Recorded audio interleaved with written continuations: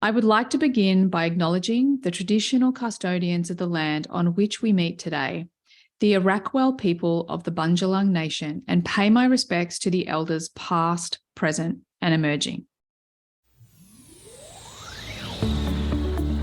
Hey everyone, and welcome to the Human Design Podcast with me, your host, Emma Dunwoody. I'm a qualified master coach and human behaviour specialist, as well as being a qualified human design coach. And I work with clients every single day to answer the big questions.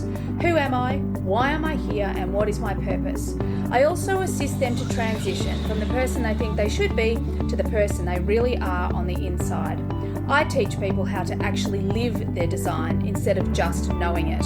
And if this is something that you want to do too, well, stay tuned or reach out for private coaching or Human Design Unpacks, where I show you exactly how to live your design. On today's episode, I interview one of my favourites. I know I have many favourites, but he's also right up there. A really brilliant human. Marc Champagne. He is a 4-1 emotional projector, the juxtaposition cross of assimilation. Marc Champagne unpacks the mental fitness practices and reflects questions shaping the lives of some of the most successful and brilliant thinkers in the world. He is the author of Personal Socrates, which I love, and I've been using very intuitively, just opening up to a question almost every day. It's been so helpful for me. He's the author of Personal Socrates, a best-selling book exploring the pointed questions that stimulate our mental fitness and teach us how to direct our internal narrative to work for us instead of against us. He is the host of the top 50 ranked podcasts Behind the Human and co-founded the journaling app Kyo, which reached 86.9 million people without any paid advertising.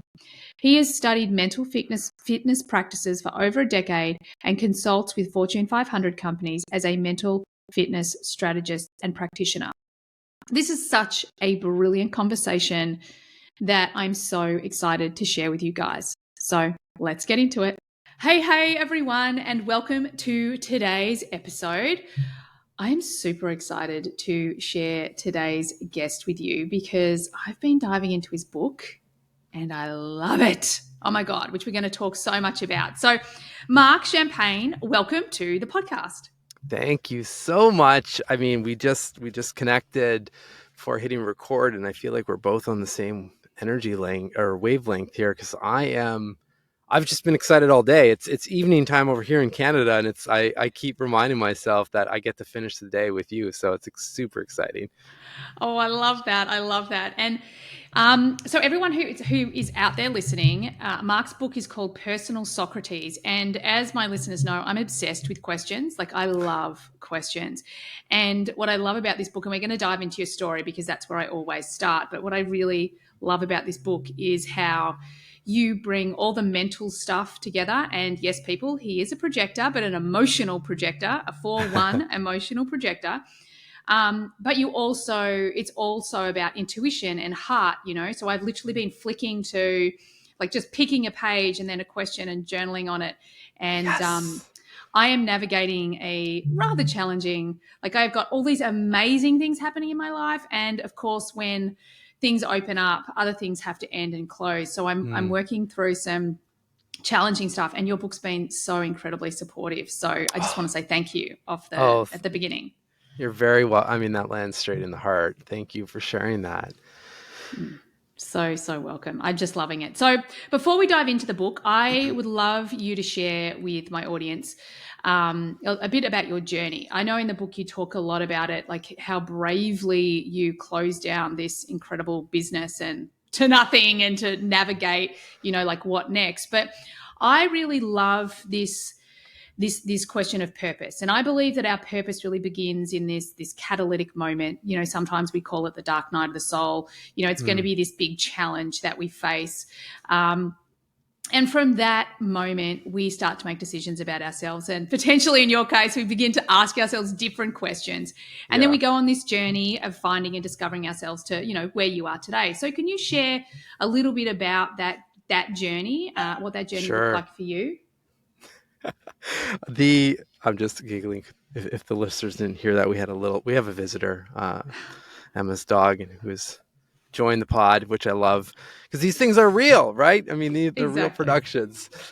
So yeah, a little bit. I mean, purpose on my side. What's interesting, or at least interesting to me, is that like I didn't really know that I wasn't aligned with what I would call my purpose right now. I mean, I kind of graduated out of university thinking that I was going to be in sales and then eventually brand and product management and marketing, which is the path I ended up taking.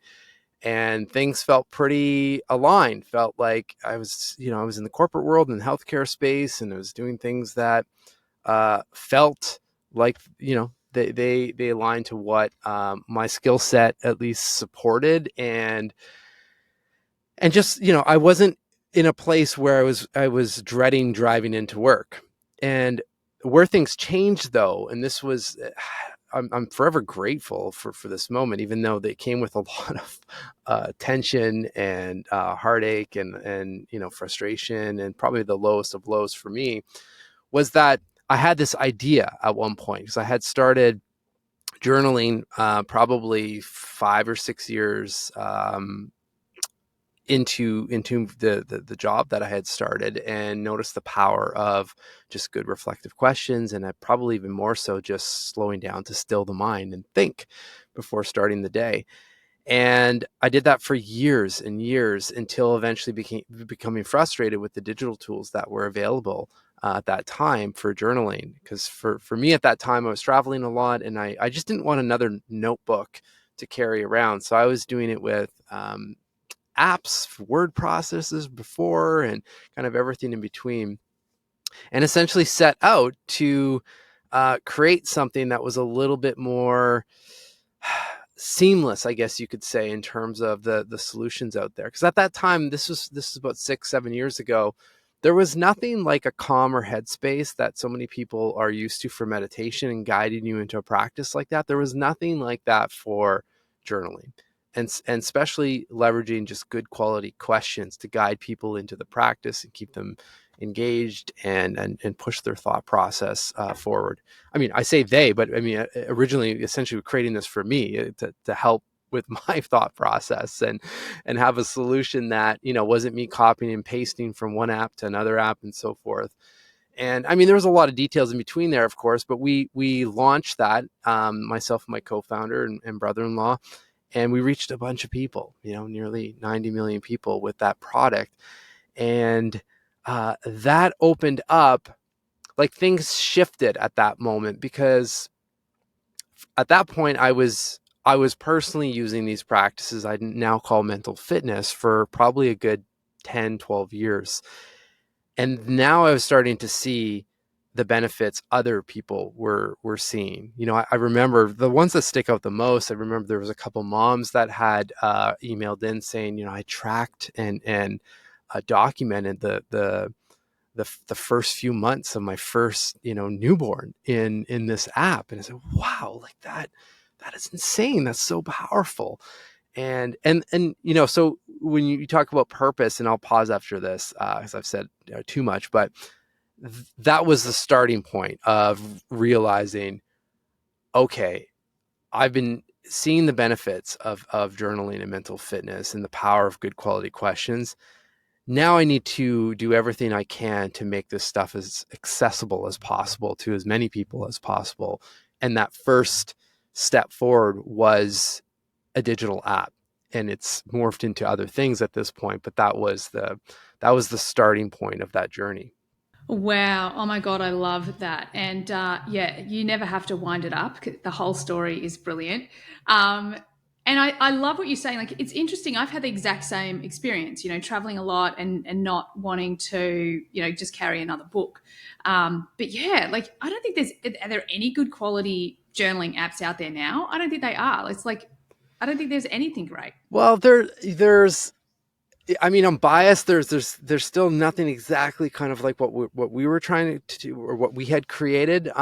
There are, I do look up to, and these are the ones I use now. Day One is a really good one that's been around forever. Kind of call it the grandfather of digital journaling. It's the app that I probably have the most entries in from a digital perspective.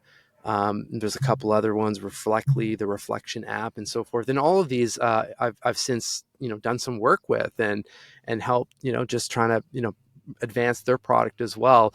What was great, I remember when we launched it, I reached out to the founders of those companies and said, hey, this is what we're doing. This is how your app inspired this. We're not trying to steal away all your users. This is what we're doing here, kind of in our swim lane. And there's obviously some overlap, but there's a lot of opportunity in this market, and there's so many people that just have no idea what's possible with this practice. So if we can come together and help each other in different ways, then we can all reach more people and have more impact. And not necessarily with the journaling apps, but that's the strategy we took with a lot of brands and individuals. And I firmly believe that's why we were able to reach so many people in basically it was under 2 years without any kind of paid advertising is how we hit those app store impressions. Wow. And, I talk about this a little bit. Like, I feel like that's the business of the future, where we stop competing and start collaborating and understanding that, my win is your win and your win is my win. So I love hearing that. I would love you to talk a little bit about this journey that you've built this big thing and it's like your baby. And then, you find yourself sitting there in front of your computer. Like, I was so invested reading this at the beginning of the book, like waiting to hit the delete button. Can you talk a little bit about like what's going on in your head? Like, how do you get to that decision? And maybe this is too big a question, but I'll let you go wherever you want to go. It's also that feeling in your body is like, that your mind is saying one thing and that your body is feeling something else. And, like, okay, well, I have to follow my heart here. I can't necessarily go back on a decision or whatever. I have to just trust this more, I don't know, numinous feeling that's inside of me as opposed to the logical path. But I'd love to hear what you have to say on all of that. Yeah, I'm glad you asked both those questions. They do very much interlink.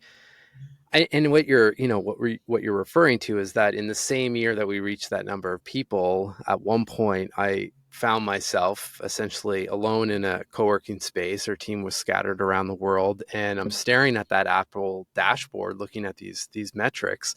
And my next step is to hit delete from App Store.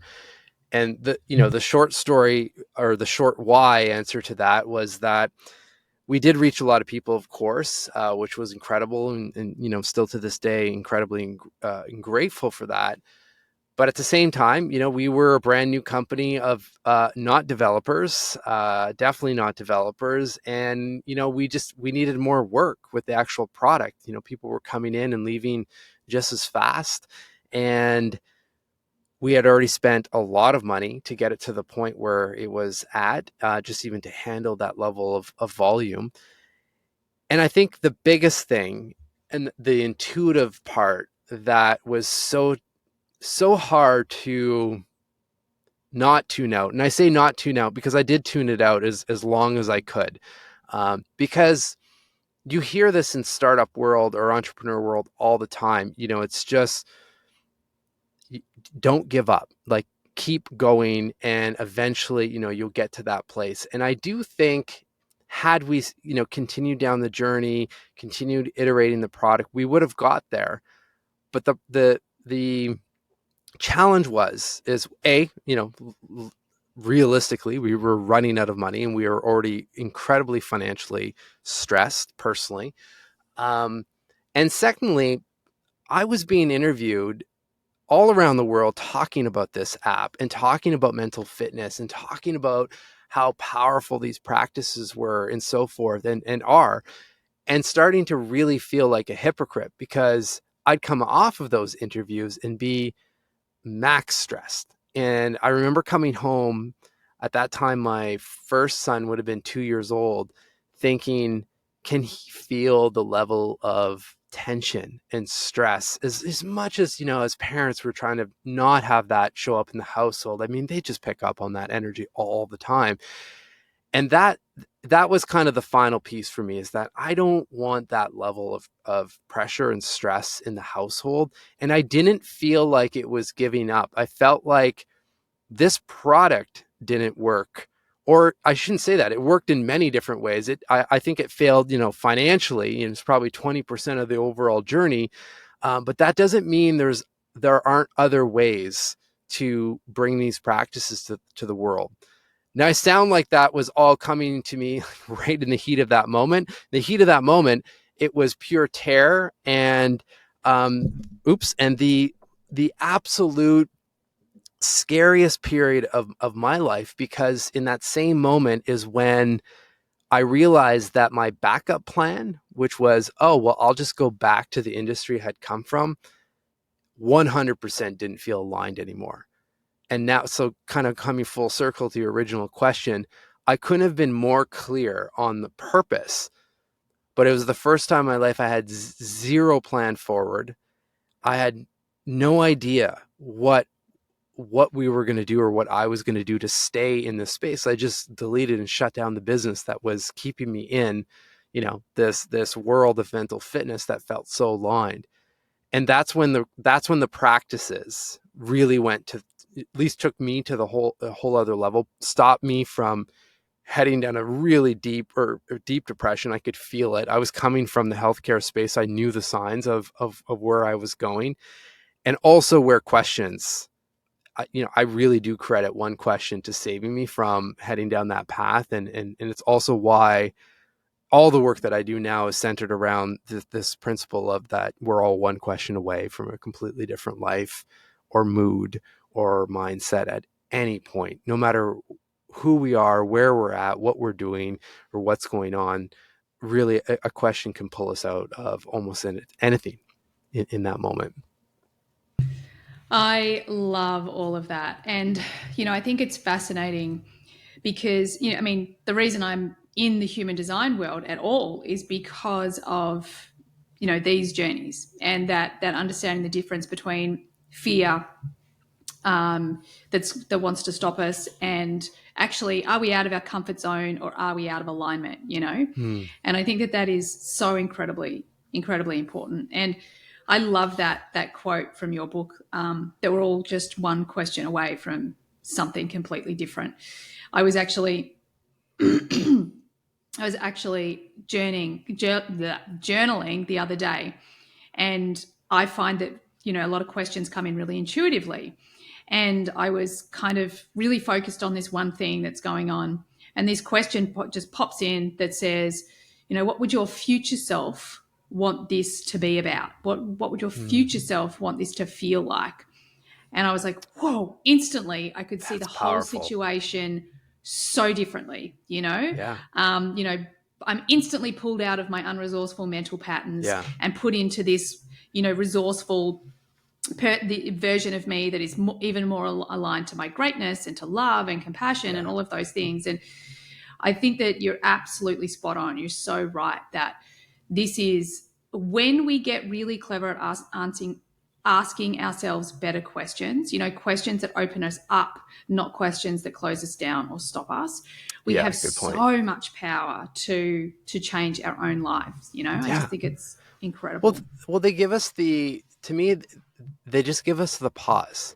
And the superpower is the pause, because the pause allows us to make a different decision, or, as you are alluding to, essentially just subtly adjust perspective, right?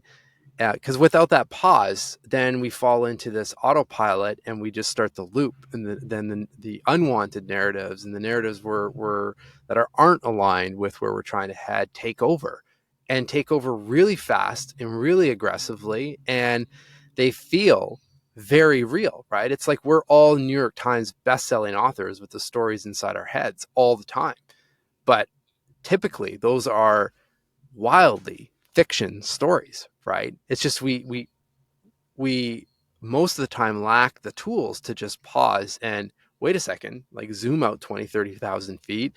There's always another option, right? Even though it can feel at times just terrible. Because for me in that moment, it was the first time that I lost hope. even when we were still running the company, we knew obviously that things were going sideways and the business model wasn't working. But there was always this level of, okay, well, if we just keep going, we know that this one thing can potentially shift things around or whatever it is. But now I just shut that all down. So that whole path is gone, right? So it wasn't until, ironically, I flipped an email to someone I had interviewed a couple times, Chip Conley, and happens to be one of the chapters in the book.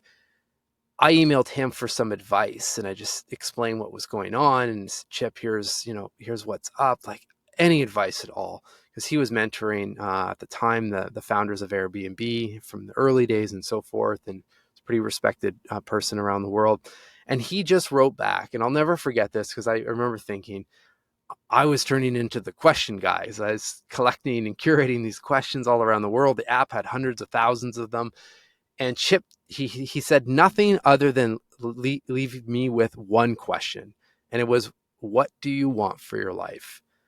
And that question was the one that paused the narrative long enough, and all of the negative looping thoughts and all of the wrong questions, like, why did this happen? What did we do to deserve this? All of those questions, which some of them are fine to learn from, but not on autopilot and looping in your mind. That's when they become destructive, the why questions. And then that, what do you want for your life, was the one that paused all of that long enough to then think, okay, well, if that's what I want, what's the next step? Who do I need to speak to? Right?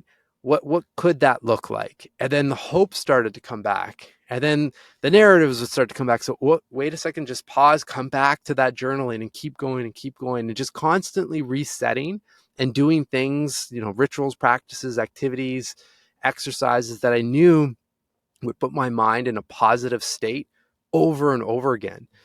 And, that's what I'm trying to get out to whether it's one-on-one or working with teams, like just trying to make this stuff accessible, because it's not rocket science. And it's not like I'm inventing journaling or breath work or meditation. Like, this stuff's been around since the beginning of time.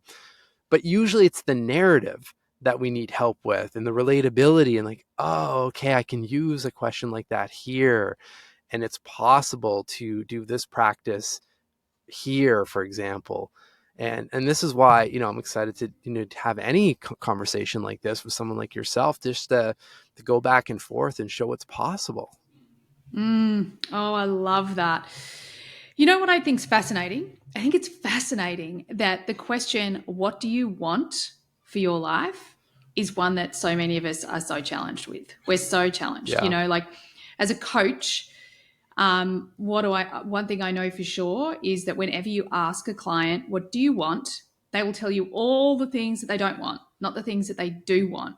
Interesting. So that process of you getting clear on what you wanted, like, was that easy? Were you just like, oh yeah, sure, I can just write this big long list? Or, as you kind of alluded to, it was this journey over a little bit of time to get clear on what it was that you wanted? Yeah, I had to keep going back to it and, revisiting it, and then kind of simplifying it over and over again, and until it eventually got really clear on, I just want to make mental fitness essentially as adopted and as normal as physical fitness is in our world today. And that was the higher level vision of everything, and still is the vision and mission that I have for any of the work that I do. Now, that's not going to happen within a few months or a couple of years. I mean, I think that will happen over the next 5 to 10 years. It's not just me, of course, but collectively, that we will get to that place. But just tacking on to a higher, purpose and higher vision, again, brought that hope back of an excitement and motivation that then, okay, well, what can I do this month to get closer to that? And knowing that, okay, we have a great experience with this app. I mean, again, there were some things that didn't work, but there were other things that worked really well, and almost, too well in a way. And so how can I leverage that? And, next thing you know, basically, the book that you have is, and it wasn't planned this way, but in retrospect, when I look back, it's kind of like an analog version of what the app was in a way. it's short chapters. It's written and designed to be something that take it slow. There's powerful questions, and they help you pause and shift and help, adjust perspective in your path and so forth within a few pages or a few minutes. And that's what what we were trying to do with our app, and the questions that were in there, and the themes and the question packs that were in there and so forth. So the medium kind of changed, and the podcast that I host is still around, and that's another avenue to do that as well, which you and I will be jamming on tomorrow, and I can't wait. So yeah, and then there's a film and a docuseries that I've been working on, which just kind of came out of the blue. Not so much out of the blue, actually, if I really think about it, but it's all aligned to the same thing. And it just, it takes some time to let that stuff surface. But I really do believe taking the time to first get clear and understand, and we do this with brands all the time in businesses. It just seems to be foreign personally. It's like, we're here today with a brand and we want to be here by the end of the year. Well, what do we need to do to get there? Doesn't have to be any more complicated than that. But we don't ask that question for our minds. Like, how do I feel today? How do I want to feel? Who am I today? Who do I want to be? Who am I optimizing to be? Where do I want to be? Like, all of that stuff. Oh my God, I love all of that. And I think, that piece that because there is this distinction, I feel like, especially in my world, because there's a lot of people talking about, manifesting. And when we talk about manifesting, we start with getting clear on what we want. And I think one thing that really gets in people's way is that I believe that getting clear on what we want is just starting to get that feeling. Like, we want to know what that feeling is all about. Sure. Instead of getting like, well, it has to be exactly like this, getting really attached to a specific outcome. I love your journey, like, well, I know that I'm here to, raise awareness around mental fitness and help people to do it themselves, which again, I think is something that's really, really close to my heart. Like, I talk a lot about people being their own guru. And I think that this is what is so powerful about questions, right? Because it actually gives us it puts us back in the driver's seat. It gives us the power. Like, we're the ones answering these questions for ourselves. And if we're willing to be super honest with ourselves and for those answers to shift and change and to learn, okay, well, who do I want to be? Wow, that means that I need to take responsibility for the actions that I'm taking. I just think it's such a really powerful way for us to empower ourselves by asking better questions and, and really picking this up as an important practice, because questions can change our life. Well, and it can be exciting. Like, it doesn't, and this is part of the reason the language, or at least the way that I try to speak about this in the sense of mental fitness versus mental health, right? Because as soon as we hear mental health, you automatically, it changes the energy. It's like, oh, you're kind of pulling yourself out of a hole. And I get it. I've been there, and I'm in and out of there too, like any regular human. But mental fitness, like physical fitness, it's something we can do. And like you said, you're empowered to make some, takes a quick step here and there to get closer and closer. And it can be fun to think about who you want to be. Like, it doesn't have to be this big, scary, oh, I'm so far from that person or that situation. Screw that. Like, let's just go there and design the life of your dreams. And surprise, surprise, those steps usually start to surface when you're clear enough to see the signs. And this is probably very much linked to your world as well. It's like, it's all there. We just need to clear out the mental clutter and the debt to see the path and see those whispers in the corner or the signs and make, oh, that's where I need to go. Not over here where it seems like bright and shiny objects or whatever it is, or it's the quick, it seems like the quick path forward. This one feels right. Right? Yeah, I love that. This one feels right. And I really think that the more we can learn to trust ourselves, I'm so sorry, Alice is going off outside the door. I might have to let her in a second. But yeah, I think that this is, it helps us navigate life, like, we trust ourselves more. We can run the experiment. We can see, okay, well, if I want that, these are the steps I need to take, or this is where I do need to go. And when we're in that place, like you say, things just start to drop in. And so often we then can also, for things to drop in, we have to let go of the things of the person that we used to be, And I think that when we're clear on what we want, who we need to be, all of these, beautifully powerful questions, then when we are faced with the things that we have to let go of to make space for the new version of us, those things are easier to navigate because we're kind of like coming in from the proactive place as opposed to the reactive place, because we're not so blindsided. We're kind of like, oh wow, there's that pattern that's keeping me stuck over here. Yeah. There it is. Instead of going, oh my God, this person did that thing to me, like, wow, there's my pattern. So it gives us the power to take more responsibility for the actions that they're taking to move to this new version of ourselves. Totally. Hey, I want to ask you, you said something a while ago that I think is really important.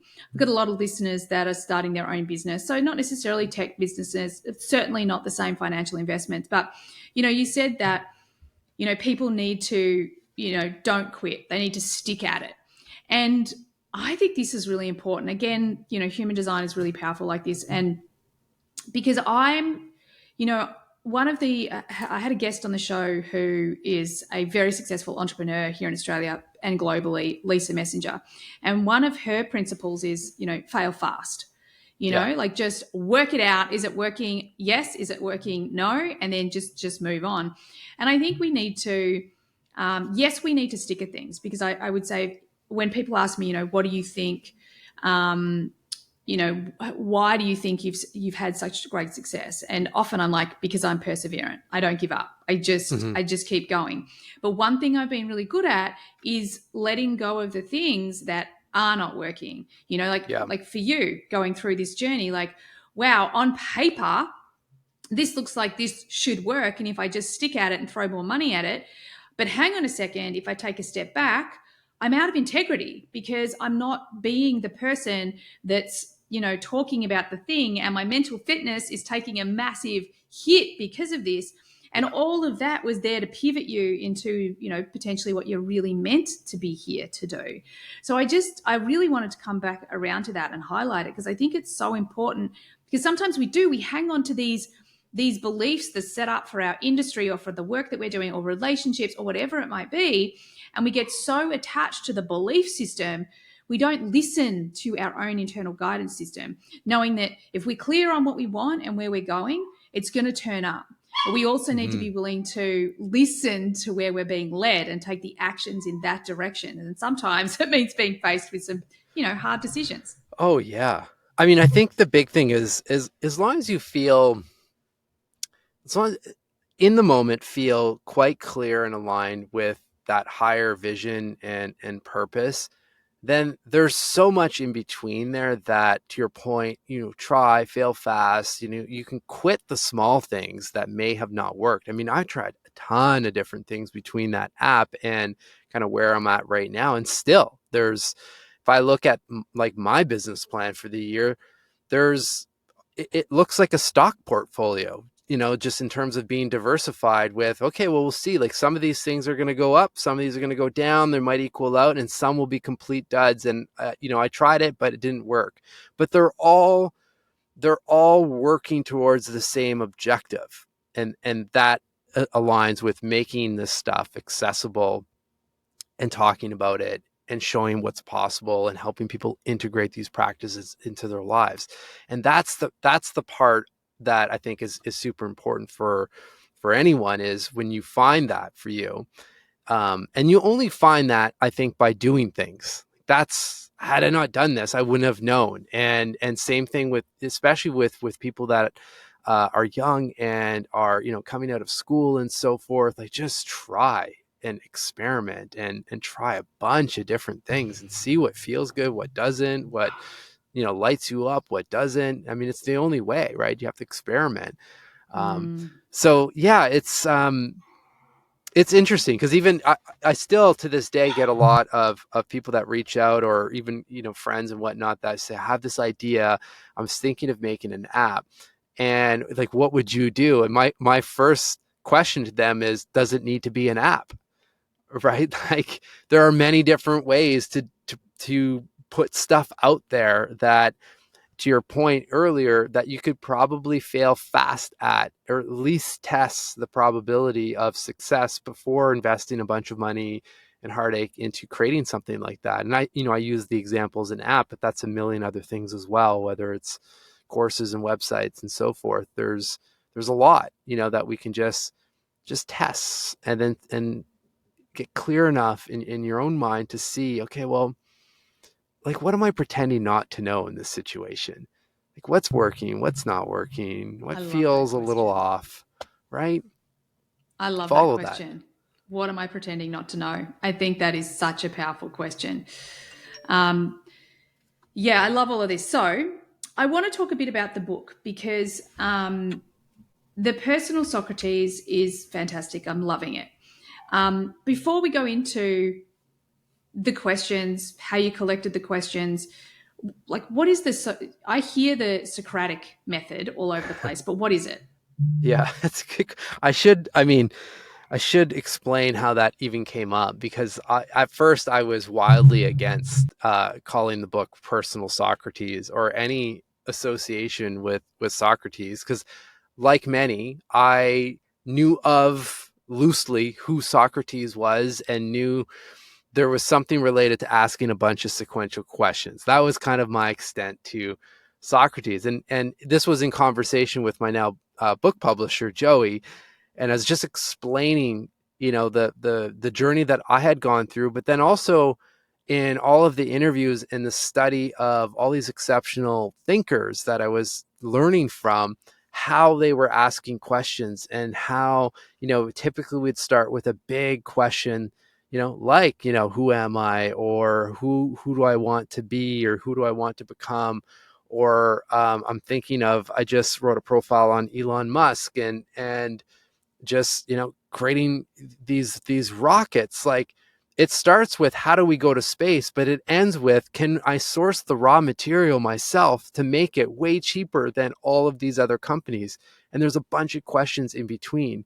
So I was explaining all of this to the publisher, who wasn't a publisher at the time, it was just a friend.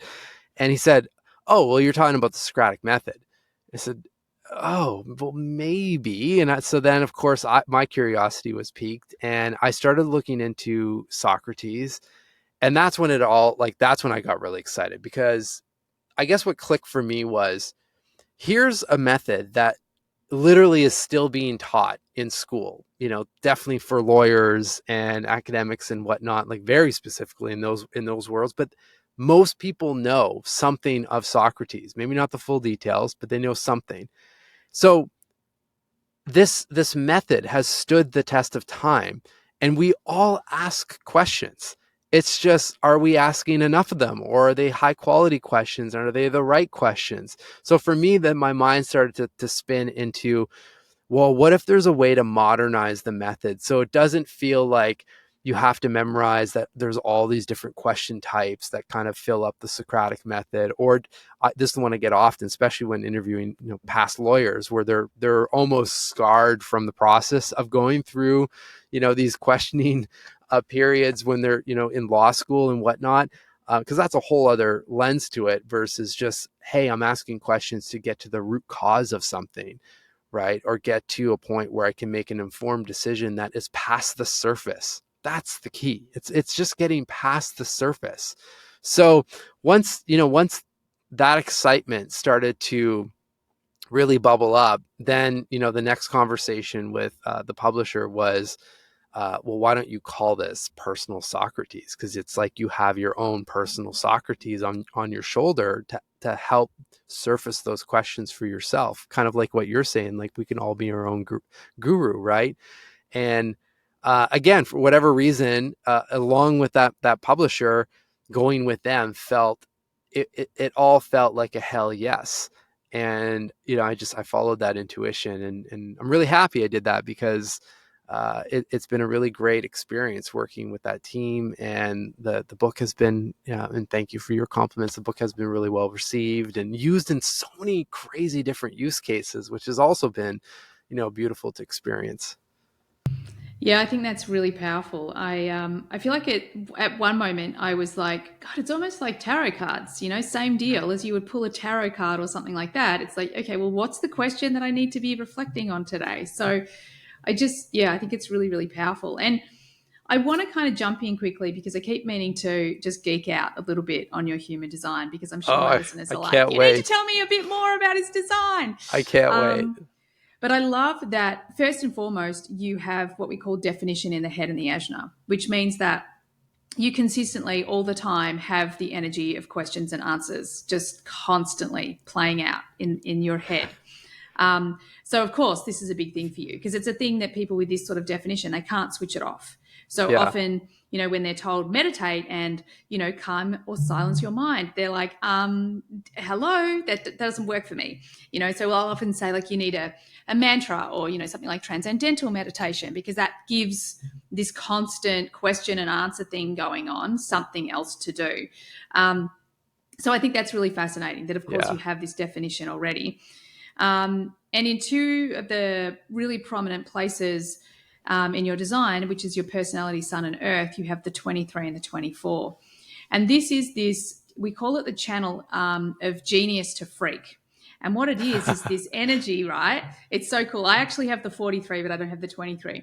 But it's this energy of being able to understand really complicated information and, like what it means to you. And and in your head, it makes sense. And then over time, it kind of filters through this process that helps you to then articulate it clearly, and really simplify. Like, it makes me think of one of my favorite principles is Occam's razor. I don't know if you've ever heard of it, but No. it means that the simplest answer is most often correct. So that's what this energy is all about. But it's like, I have all of this information, all of this knowledge, and it's kind of like all of the people that you've interviewed, all of the questions that you've asked, like you said, there's thousands of them.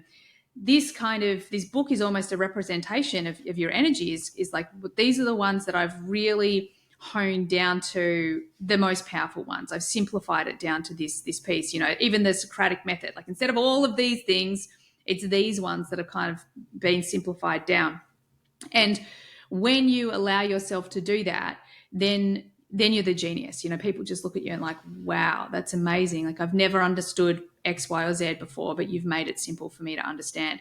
So I just love that, we just don't get away from our design. I don't mean that. I mean, I'll often say, you just can't make this shit up, Yeah. This is your energy. This is what you are consistently doing, being, putting out into the world. And the last thing I want to just quickly geek out on before we talk a little bit more about the questions and the people's questions in this book is, there's a part of our chart that it starts as our core wound and then it becomes our core talent, like so many things, right?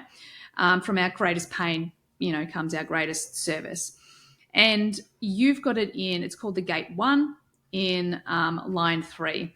And the gate 1 is the gate of the creative. It's all about using your creative voice. It's an individual creativity. It's actually the most masculine gate. So it's all about, I want to do this. I want to go here. I want to create this. I want to serve the planet. It's not necessarily egotistical, but it's like and, goes out into the world and creates. And it is directly aligned to the voice, so you having the podcast, I think, is incredibly, like that's again, you can't make this shit up. I know, it's crazy. But I love, like, and what's really interesting as well is that this shadow of this gate 1, so when it, it's our core wound, we're kind of born into the world with. And in the shadow of the 1, it is all about entropy. Like, there's no energy whatsoever. And because there feels like there's no energy, no creativity, this energy can feel like depression. It can feel like, you just said, like hopelessness. And what I love is that through, you're also a line 1 in your profile, as well as this definition, but through this natural ability that you have to ask questions and find out answers, it's like, that's how you've driven that energy, that create, like almost like called that creative energy back in instead of just sitting in the dark hole. Does that Yeah. all resonate with you? Oh yeah, 100%. It's interesting though, because even when you say the question and answer and all of that, like that is what fuels me, but it's also at times what exhausts me. I think the thing that I've struggled with the most on my journey, because we talked a little bit about this before as well, and I think my profile has some sort of link with like waiting for the invitations, Mm-hmm. and that has always been the most challenging part about this whole journey, because being essentially a solopreneur, I guess, or entrepreneur, um, that feels counterintuitive to the main narrative out there of like hustle here and bang out 1,000 emails and this and that, and always that kind of I have I try to stay as true as possible to myself, but that kind of outreach, whether it's with teams or individuals and so forth, always felt forced and challenged and sucked energy out of me. Versus if I think of even how some of the like this docuseries I was telling you about and other big projects kind of almost seem like they came out of the blue, but they didn't, because they somehow linked to the podcast or someone read the book or whatever it is. So I'm quickly realizing, or trying to accept, that it's not doing nothing. It's doing the creative part, I guess you could say, that you were sharing, and being patient and trusting enough that by doing that, even though in the moment it's not crystal clear in terms of where that podcast series may go or where that film project may go, but it is going to go somewhere and surface and I guess support me in some capacity. But that's been the challenge, because it's up and down when it comes to just even financials and whatnot, and that's always the hardest part, is just knowing I would say with 100% certainty that I am on the right path and doing the right work, but just trusting and knowing that the path is going to shift and there's going to be other things that are going to come up, and I'm excited about that. But it also leaves a bit of not a bit, I mean, there's a lot of uncertainty there. Right. Yeah. So So much. But I think that that's yeah. the key, right? It's like when we can trust ourselves and the process, if you like, whether that's the way the universe works or the way, our opportunities are going to show up or whatever it is, it makes those in between bits when our egos are like, well, now what do I do? Now now I have to take action. Like, what do I need to be focusing on? It's like, nope, I'm good, especially for you being a projector. Because the times when the invitations aren't coming is all about you regenerating. Yeah. And I do feel like when you're a projector and you've got a defined root center and you've got a defined solar plexus, so you have this energy. There is energy that drives you. And I think sometimes with a defined root, being a projector, it can drive you unresourcefully, because it's kind of like you feel this pressure to be productive, where really you actually need to surrender to that. It's like, well, I've got all this energy ready to go when something shows up, and something could be, the kids want you to play with them, or something could be, a docuseries. It could be Yeah. anything, and it's being okay with whatever that next invitation is, because it's going to also be very reflective of how much energy you've got and where you're putting your focus. So, yeah, good Yeah, stuff. that's interesting. But that's definitely where the most discomfort, where I would say where any anxiety surfaces on my front, is when those invitations don't feel like they're coming. And Yeah, then it's I'll default into the mainstream narrative, let's just yeah, say, right? yeah, When I know now intuitively as well, or just maybe it's not intuitively, but just knowing some of what you shared, is those are probably the times where I just need to step back and take a beat, take a yeah, moment, maybe learn, recharge, something. But it just feels so like the opposite thing that I should be doing, right? yeah. But yeah.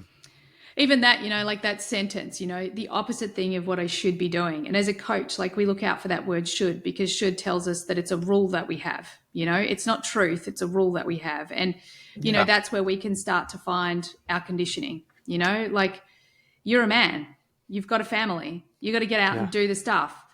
Yeah, you do, but there's also a different way, and that's what we're all creating right now.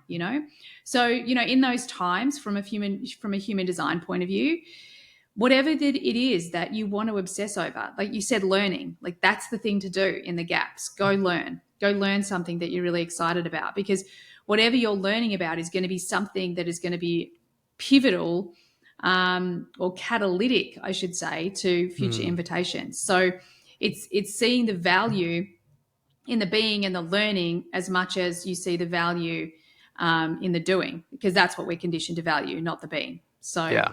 Love that. and again, that's the narrative we have to change, right? Yeah. Because the being is the most important thing. For The doing's sure. awesome, but the being is the most important thing. For sure. So That's tell beautiful. me, how'd you come up with the questions? How did you come up with all of these brilliant questions in your book? Oh, well, thank you for saying they're brilliant. I mean, a lot about, links to a lot of what we've been talking about in terms of following the intuition, because I first went through everyone I had interviewed at that time and made a short list of diverse people, subjects, industries, and kind of everything in between, just in kind of a short list. And then also, thankfully with, in a podcast, which, episodes people are really resonating with as well. So I had data. So I'm like, okay, well, I know people are interested in this. But then the next part, which was probably the most challenging, but also the most exciting, and where I would say I learned the most, was looking at historical figures of people that had passed that I didn't have the chance to interview, like Marcus Aurelius, obviously, or Robin Williams was one of them, Maya Angelou, Coco Chanel, and going through the same process of taking, I don't know, people like Stephen Hawking as a scientist to, a fashion mogul like Coco Chanel, like just completely different kinds of worlds. And again, making sure that they were diverse enough from that perspective, from a storytelling perspective. And then this was the fun part, was diving into their story and their work and past interviews, and as much as felt was necessary in that time, until a flow of questions started to come, basically start to surface. Because for the most part, I mean, some of those questions in those profiles were directly asked by those people, or they were reflective questions that I saw somewhere in the research. But for the most part, they were questions that were inspired by their story and their work. Because then, you would have a bigger opening question, like Robin Williams, what does it mean to be unapologetically myself? And then follow-up questions to kind of help you guide through the process. And that was only possible if my mind was clear enough and I had done enough of the research that the connection points would start to form, and see, coming back to what you surfaced. And I didn't know about the simplicity part of my design, which makes so much sense. But because that's what I'm always just trying to do, is I took in all this information. There's a whole bunch of interesting facts and stories and whatnot. But what is the most simple flow that someone could understand immediately and implement and integrate into their lives? And that's how all of the chapters were developed. But what was interesting is if I went off of that path and just started to try to write, Robin Williams was actually one of them. Robin Williams, Coco Chanel, and I think Maya Angelou, those were the hardest ones to write, because I was trying to rush into the writing. I was excited about writing the chapter, but I didn't do enough of the research and didn't let it sit long enough to see, okay, this is the actual outline here. And I just had to stop and come back to them. And I revisited those ones many times until eventually, okay, this is the one that feels like it flows. So it was interesting, if I didn't follow my own flow, essentially, of what the structure of the book is like, get clear first, then be intentional, which is in my mind of writing the outline. And then the part 3 of the book is all around expanding what's possible. or where possibilities show up. And essentially in the writing process, that was, okay, now you have a clear chapter that kind of materialized because you did the first 2 steps, right? So it was interesting. Yeah. It was really interesting. I love this as well, because I have to have one more moment of human design geek out, is that because you're an emotional authority, you make your decisions and you get clarity over time. And one of the things with emotional authorities is if we apply, because I'm an emotional authority as well, like if we apply time pressure to ourselves, it's like our clarity just disappears. So we have to allow the time, the correct timing to unfold, because that's how we get our greatest clarity. So I love that. Interesting. I love that. So I just realized the time. Oh my God, I could talk to you forever. Same. But we've been chatting for nearly an hour, which is so good, but not enough. No, I know. It feels like 10 minutes. I know, right? So where can people find you, your podcast, the book? Like, what's the easiest way for people to find you? Yeah, thank you. I mean, the centralized hub, I guess, is behindthehuman.com. That's also the name of the podcast, but that's my main website. And the book is there. The social links and handles are there. There's a bunch of free mental fitness guides as well there to get people started. And I'm accessible. I mean, shoot me a message on whatever social channel you're on. I mean, share the questions too that have helped you along your journey, and I'll reshare those, because I know with 100% certainty someone on the other side of that share will benefit from that question, and it might be yours. And again, if we can collectively get these questions out that stimulate beautiful pauses and help people shift and whatnot, then I think there'd be a lot less mental suffering and pressure out there, knowing that there are other avenues and there are many other tools to help alleviate and release some of that pressure. So don't be shy. Please share. Oh, I love that. I love, even that you say, like, I'm accessible. It's one of my missions as well, to remain accessible, because I think that, we are all in this together, and I think that questions are such a powerful way for us to break our conditioning, because so many of us don't even know we can ask important questions, Totally. like, because the world is just this way. No, it's not. No, it's not. It's not at all. Exactly. Anyway, Marc, thank you so much for joining me. This has just been so brilliant. And I wish we had longer.